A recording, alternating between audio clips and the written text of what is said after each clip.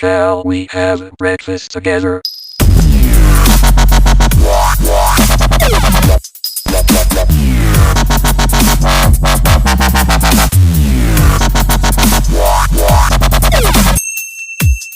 Yes guys, ito na yung part 2 ng ating overhaul guys. Pag-assemble na natin. I-assemble ko na lahat ng kanyang parts. So yun guys, makikita ninyo. Yun. Ito yung sira. Ayan na siya guys, nabuo na. Ito yung nasira guys. Tapos ito naman yung kit nya, starter nya, ayan. Na-welding na siya guys. Ayan, nakita na ninyo. Layo ng diferensya guys, yung dati. Nakikita ninyo yung dati, yung kabubukas pa lang. So let's go. Assemble ko na siya guys. Ayan, bago ko pala ituloy, ayan, shoutout po ulit John Fried, ayan, Aguhayon. Ayun, napaka-supportive talaga. Ito, pasuyo po ulit guys. Please don't skip ads guys.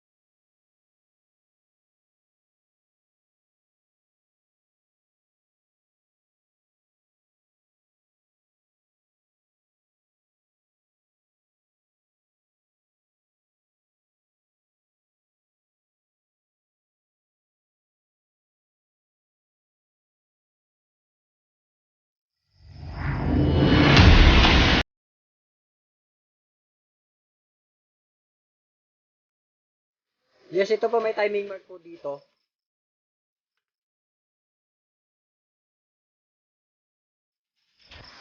Ayan po, yung timing mark na isa.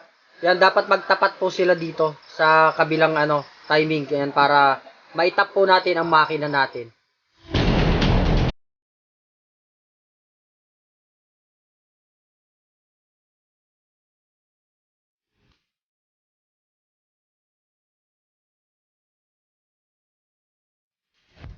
Yan, ito po, tingnan ninyo. Pag basta nyo maigi, ayan, tapat po yung dalawang, na yan, mark na yan.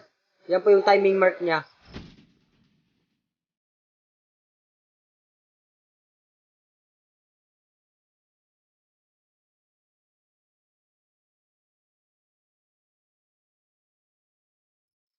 Yan, ito po yung kanyang selector. Ayan, para sa kambyada niya, para makapag-change gear po tayo.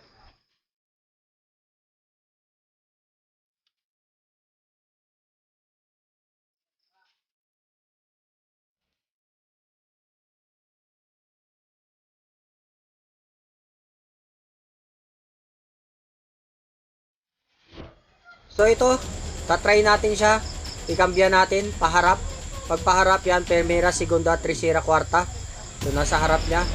Tapos yung pa down naman pa back, ayun naman yung pa reverse niya. Ayan, tignan nyo guys, ipapaikutin ko to. Ayan, primera natin. Ayun. Ayan guys, naka primera na yan. Ayan, umiikot yung kanyang gear sprocket. Segunda. Naka segunda tayo guys. Ayan, naka segunda, gumagana. Kaya tercera. Ayan, gumagana din. Ayan, yung kwarta. Ayan, gumagana rin lahat. So, okay siya.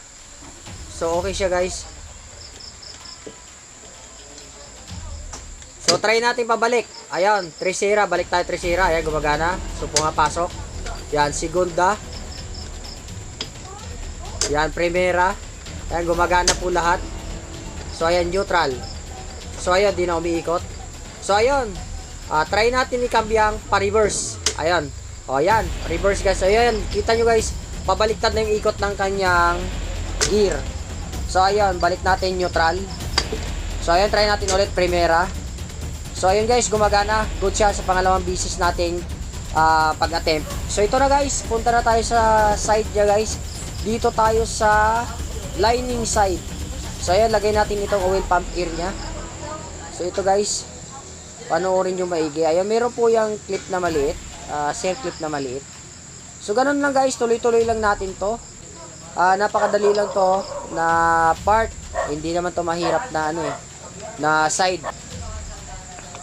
Ayan, lagay natin tong kanyang clutch drum. Ayan, meron siyang washer, special washer niyan. And then, lagay na natin tong kanyang mga lining. Ito. Lagay natin. Timing lang natin para pumasok.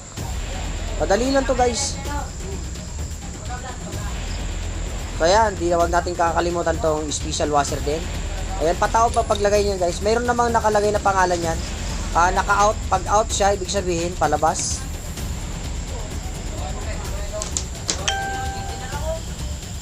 Tapos ito, special na ano niya rin. Nut, ayan. Kahit magkabali-baliktad yan, pareho lang. Pareho lang laki niyan. So ayan, tsakin lang natin na mahigpit ang pagkalagay natin dyan. So ganun lang guys, tuloy-tuloy lang. Ayan naman, yung kanyang oil balancer guys. Napakalambot nito guys, hindi ito pwedeng napaka-sensitive dito. So sa totoo lang, isang beses na ako nakabasag nito. Ayan, may special washer ulit. Yan, importante kasi yan kasi yung parang salaan ng oil niya bago pumasok sa kanyang connecting rod. Yan, diyan dadaan yung mga dumi. Kaya kung mapapansin niyo pag binuksan niyo yan, yung gilid niya napakaraming yung kain ng lining. Yun yung maitim diyan na parang yung matigas. Lining po yung galing po yung sa lining. So ayan, lagay natin yung tatlong screw bolt. Higpitan talaga natin yan kasi napaka-sensitive din yan, delikado din yan pag natanggal. Kasi maaaring pumasok sa ating mga gear. So pag kinain ng gear yan, mabubungi yung ating gear. Wala, masisira yung ating makina.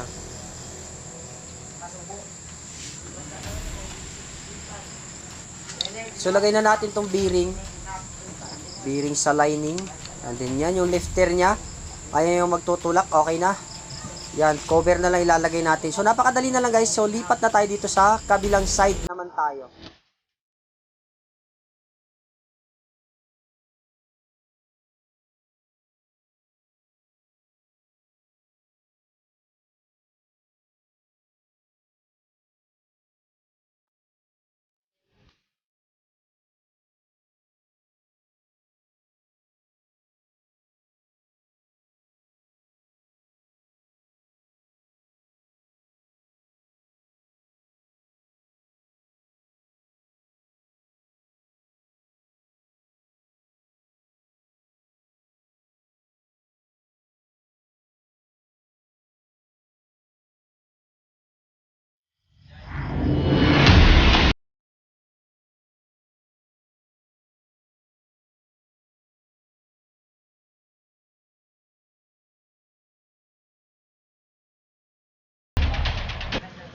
So ito na guys, susubukan natin. Ayan. Gumagana siya, naka-reverse.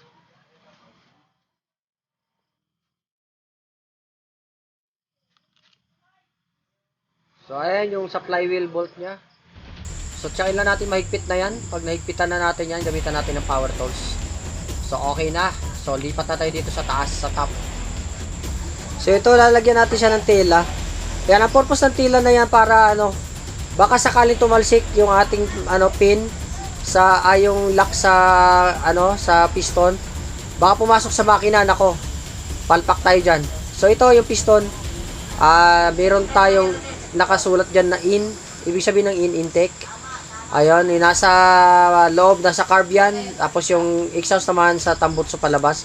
So ayan, dapat tsakin yung nasa tamang pagkabit yan guys, tama yung paglagay nyo para hindi tayo pumalpak. Ayun, para walang back job. So ayun, lagay natin yan. And then, tingnan natin tong timing mark nya, nasa gilid. Yan, letter T, timing mark. Ibig sabihin nakatap. Kaya pag nakatap siya, titignan nyo yung kanyang camlog. Ayan, yung camlog dito. Ayun, tignan nyo kung yung parang itlog dyan, dapat yung umbok nya nasa itaas. Ayun, yun, ibig sabihin nung nakatap. So ayan, saka natin ilagay tong kanyang bore. So lagyan natin ng langis para madulas, madali nating ipasok tong kanyang piston. Tsakin nyo paikot yung piston ring kung pantay ang pagkapasok para hindi siya magasgas kasi pag mapuputol yung piston ring natin. So dahan-dahanin lang natin to guys. Ganun lang siya. Yan, dahan-dahan lang pagpasok.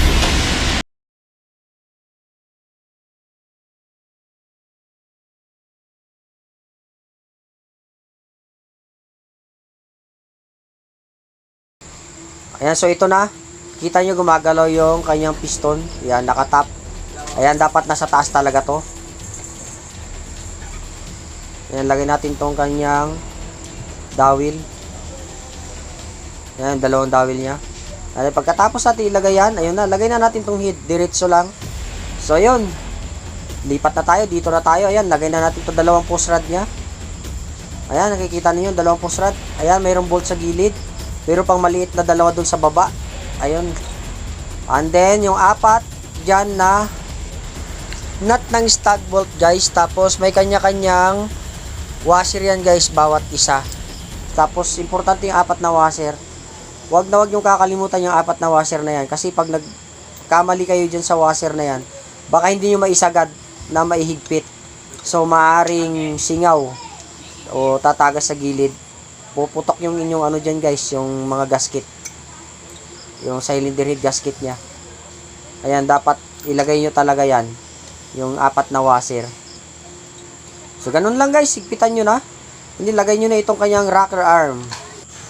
Tapos, siguraduhin nyo lang na nakapasok talaga yung, yung post rod guys, bago nyo higpitan.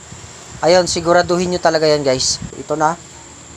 Bawat isa dito, mayroon ding washer. Ayun, ilagay din tong washer nya. Ito, papakita ko sa inyo yung washer. So, ito siya. Ayan, dapat ilagay talaga natin yan para maisagad natin yung higpit nya. So, ganun lang guys. So, ayan, ito na. Tapos na. Ayan, kung may mga katanungan po kayo guys, pwede po kayo mag-comment sa ibaba. So, ayan na guys. Natapos ko na rin. So, cover na lang, hindi ko na ilagay. So, napaka-basic naman nun. Hindi ko na kailangan ituro kasi medyo mahaba na yung ating tutorial guys. Yes guys, ito na guys. Nabuo ko na siya. Nasimbol ko na itong Rossi na mayroong atras. Ayan guys, so subukan natin guys kung maandar.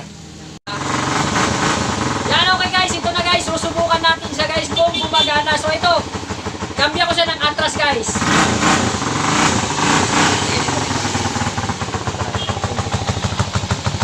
Kambya natin siya ng atras. Ayun, atras yung takbo na guys. Nakikita ninyo atras, pa-reverse. So, ibalik ko sa neutral. Ayan, neutral. Neutral siya guys. So, permira niya guys dito. Ayan. So, ganun siya. So, ayan guys. So, ayan, nakita ninyo. Gumagana na yung ating nasimbol na Rossi Diatras. So, ayan guys. Kasama ko si KJ. Yun, yung may-ari ng shop. Ayun.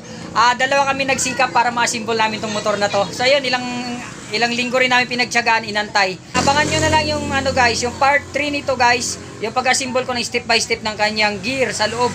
So ayan guys, this is it. This is Maki and Makoy. Ayun, lubos na nagpapasalamat guys sa inyong lahat sa walang sawa yung pagsuporta. And then, kung bago ka pa lang sa channel ko, kung hindi ka pa nakapag-subscribe, please pa-subscribe naman guys. And then, don't forget to click the notification bell para maging updated ka palagi sa lahat ng i-upload ko pang mga video guys. Yes, this is it. Thank you for watching. Bye-bye!